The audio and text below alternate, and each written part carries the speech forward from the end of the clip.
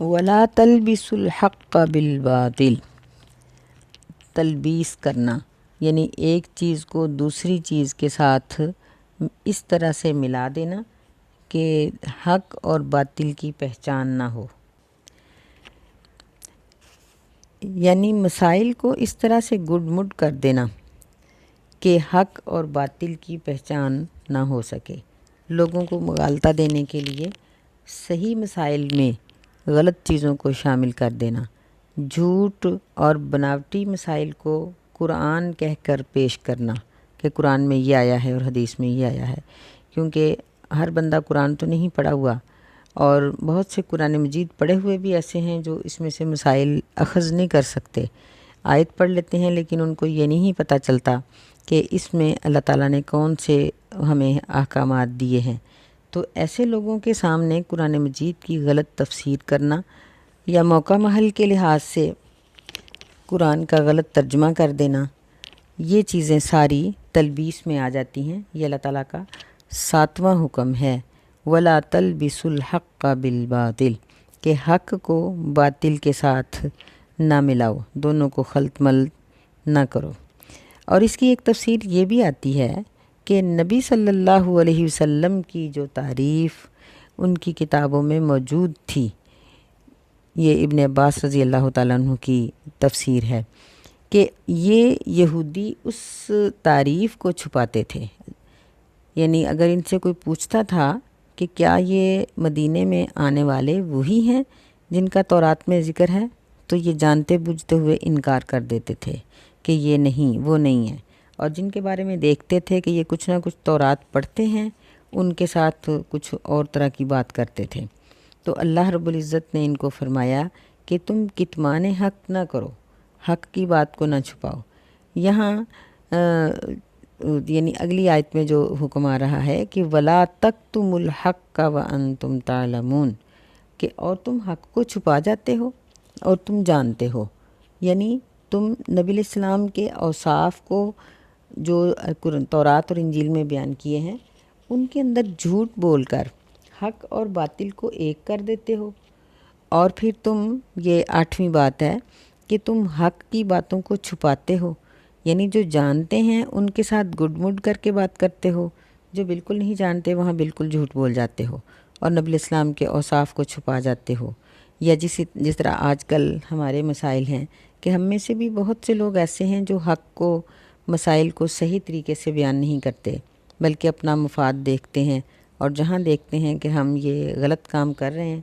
کوئی دیکھنے والا ہمیں پوچھے گا کہ بھئی جو آپ قرآن پڑھتے ہیں، پڑھاتے ہیں، یہ کام اس کے خلاف نہیں ہے، تو وہاں اس کی کوئی نہ کوئی حجت پیش کر دیتے ہیں۔ غلط کام کو دین کا حصہ ظاہر کرنے کے لیے کوئی نہ کوئی دلیل گھڑ لیتے ہیں کہ جی شادی خوشی کا نام ہے تو کوئی بات نہیں، اگر اس میں ایسے کر لیا تو پھر کیا ہوا، ویسے کر لیا تو پھر کیا ہوا۔ یہ چیزیں حق اور باطل کو ملا دینا اور حق کو چھپانا، یہ اس میں شامل ہو جاتی ہیں۔ تو فرمایا کہ وَأَنْتُمْ تَعْلَمُونَ، کہ جانتے بوجھتے ہوئے تم اس طرح کرتے ہو، یہ تمہارا بہت غلط کام ہے۔ وَأَقِيمُوا الصَّلَاةَ، یہ اللہ تعالیٰ نے 9ویں نمبر پر ان کو حکم دیا کہ نماز کو قائم کرو۔ 10ویں بات یہ فرمائی کہ وَآتُوا الزَّکاۃ، زکوٰۃ کو ادا کرو، اور 11ویں بات یہ فرمائی کہ وَارْکَعُوا مَعَ الرَّاکِعِینَ، کہ رکوع کرنے والوں کے ساتھ رکوع کرو، یعنی نماز باجماعت پڑھو۔ تو اس میں اقیم الصلاۃ، اللہ نے یہ نہیں کہا کہ نماز کو پڑھو، اقرأوا الصلاۃ، نماز پڑھو، بلکہ یہ فرمایا کہ قائم کرو۔ قائم کرنے کا مطلب کیا ہوتا ہے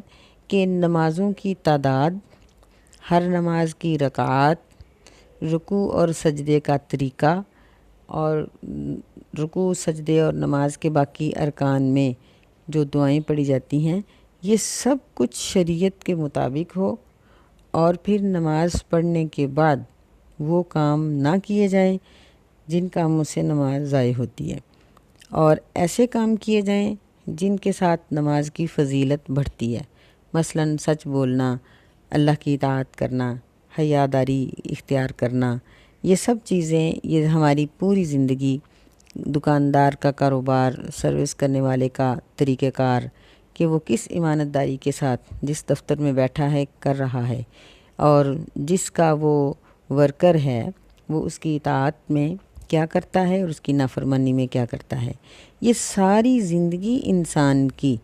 اس کو اگر ہم اب دین کے سانچے میں ڈھال لیں تو یہ اقیم الصلاح کا نقشہ پیش کرے گا کہ اب نماز قائم ہوئی ہے، کہ جب ایک بندہ دن میں 5 مرتبہ مصلی پر کھڑا ہو کر اقرار کرتا ہے کہ اے اللہ میں تیرا بندہ، اور پھر وہ مصلی سے اٹھے تو سارے وہ کام کرے جس میں اللہ تعالیٰ کے بندہ ہونے کا ثبوت موجود ہو، اللہ کی نافرمانیوں سے بچتا رہے، تو یہ ہے اقیم الصلاح۔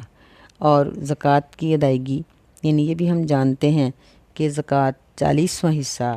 فرض ہے اور 1 سال کے بعد فرض ہوتی ہے، اور انسان یعنی ہمارے پاس روپیہ، پیسہ، سونا، چاندی، ان ساری چیزوں کا علیحدہ علیحدہ حساب کرنا پڑے گا۔ سونا اور چاندی ملایا نہیں جا سکتا، اسی طرح سونا اور پیسے، چاندی اور پیسے ملا کر نصاب نہیں بنایا جا سکتا۔ سونے کا نصاب 7.5 تولے، چاندی کا نصاب 52.5 تولے، اور روپے پیسے کا نصاب یہ ہے کہ 52.5 تولے چاندی کی قیمت تک جب وہ رقم پہنچ جائے تو زکوٰۃ شروع ہو جاتی ہے۔ اور اسی طرح فرمایا کہ نماز باجماعت پڑھو مردوں کے لیے، تاکہ وہ نماز کے ساتھ ساتھ اجتماعیت سیکھیں، اور پھر نماز کے ساتھ ساتھ وہ اپنے اہل محلہ کے حقوق ادا کریں، یعنی ایک دوسرے سے ملاقات ہوگی تو پتہ چلے گا نا کہ کون کہاں ہے اور کس حال میں ہے، تو اس لیے اللہ تعالیٰ نے باجماعت نماز ادا کرنے کی تلقین فرمائی۔ آگے اللہ رب العزت فرماتے ہیں اَتَأْمُرُونَ النَّاسَ بِالْبِرِّ، کیا تم لوگوں کو حکم دیتے ہو بالبر، نیکی کرنے کا، وَتَنْسَوْنَ أَنفُسَكُمْ، اور تم اپنے آپ کو بھول جاتے ہو، وَأَنْتُمْ تَتْلُونَ الْكِتَابَ أَفَلَا تَعْقِلُونَ، حالانکہ تم کتاب کو پڑھتے ہو، افلا تعقلون، کیا پس تم عقل نہیں کرتے؟ یعنی یہ بھی ایک حکم ہے ہمارے لیے۔ پہلے جو اللہ نے 11 حکم دیے ہیں ان میں سے سمجھ لیں کہ بنی اسرائیل کے ذریعے ان کو مخاطب کر کے ہم سب کو اللہ تعالیٰ نے یہ 12واں حکم دیا ہے کہ ہم جب بھی لوگوں کو نیکی کی بات بتائیں تو اس پر خود عمل ضرور کریں، اپنے آپ کو نہ بھول جائیں۔ کہ یہی بنی اسرائیل، جب یہ ان کے پاس ایسے لوگ آتے تھے جو کچھ نہ کچھ تورات کو جانتے ہوتے تھے تو ان کو وہ کہہ دیتے تھے کہ واقعی یہ نبی سچے ہیں، اور خود ایمان نہیں لاتے تھے۔ وہ پوچھتے تھے کہ ہم ایمان لے آئیں، اب ان کو پتہ ہوتا تھا کہ اگر ہم نے ان کو منع کیا تو ہمارے گلے پڑ جائے گا، کیونکہ یہ تو تورات پڑھے ہوئے ہیں، تو وہ ان کو کہہ دیتے تھے کہ ہاں بھئی ٹھیک ہے تم ایمان لے آؤ، لیکن خود نہیں لاتے تھے۔ تو اللہ تعالیٰ نے اس بات کو ذکر کر کے ہم سب کو یہ نصیحت کی ہے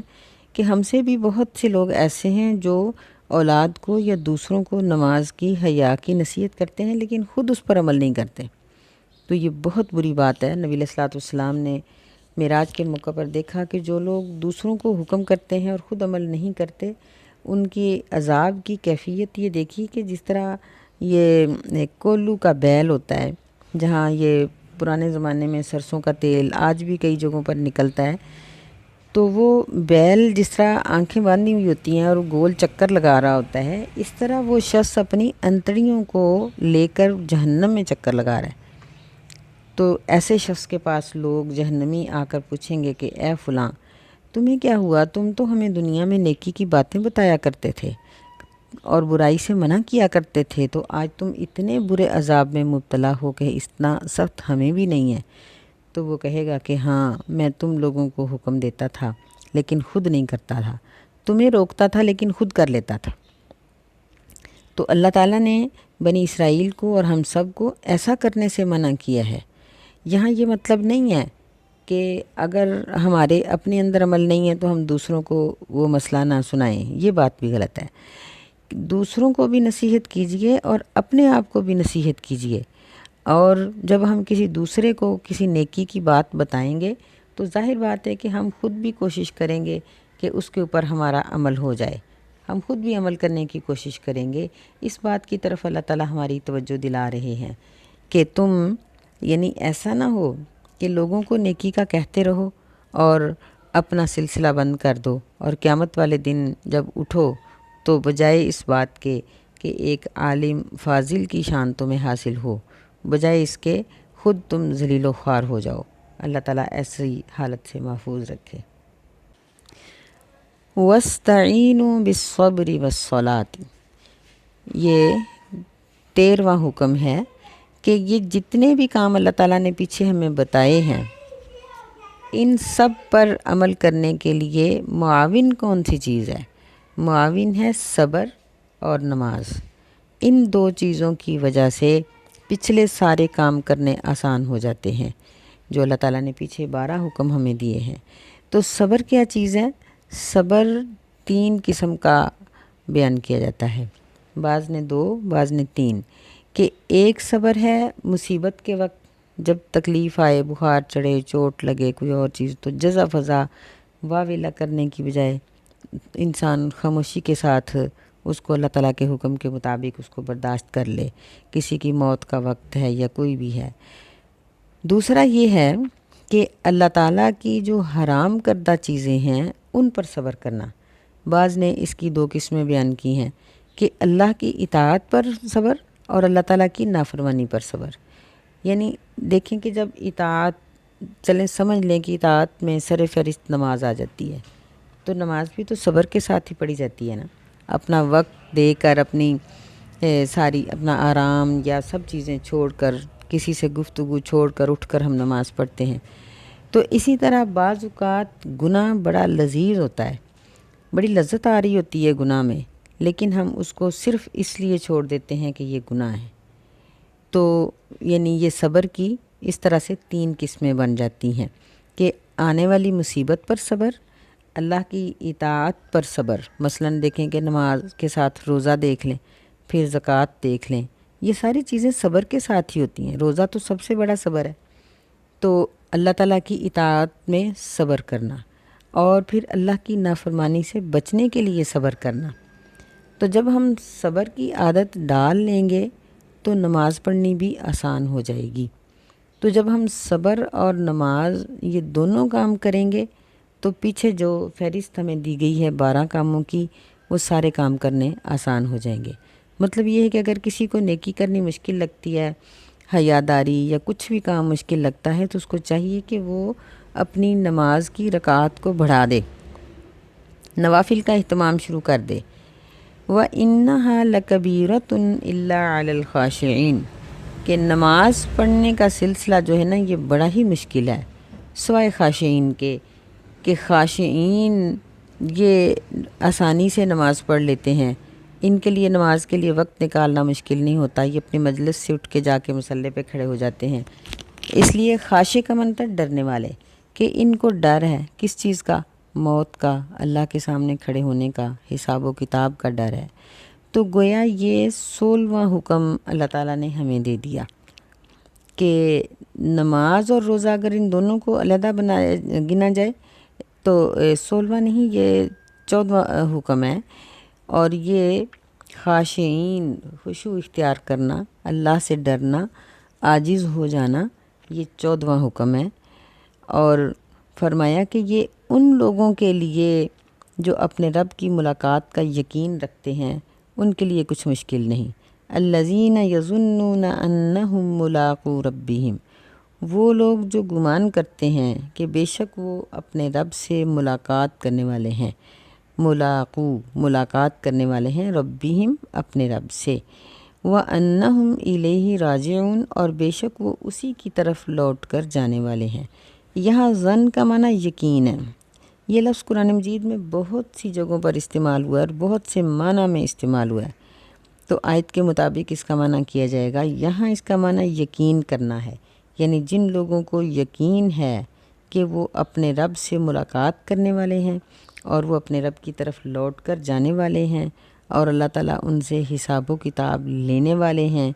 ان لوگوں کے لیے صبر کرنا، نماز پڑھنا مشکل نہیں ہے۔ جب وہ یہ 2 کام کریں گے باقاعدگی کے ساتھ، تو باقی جو دین کے احکامات ہیں ان پر عمل کرنا بھی ان کے لیے آسان ہو جائے گا۔ اللہ تعالیٰ ہمارے لیے آسانی پیدا کرے اور ہمیں دین پر عمل کرنے کی توفیق عطا فرمائے۔ السلام علیکم ورحمۃ اللہ۔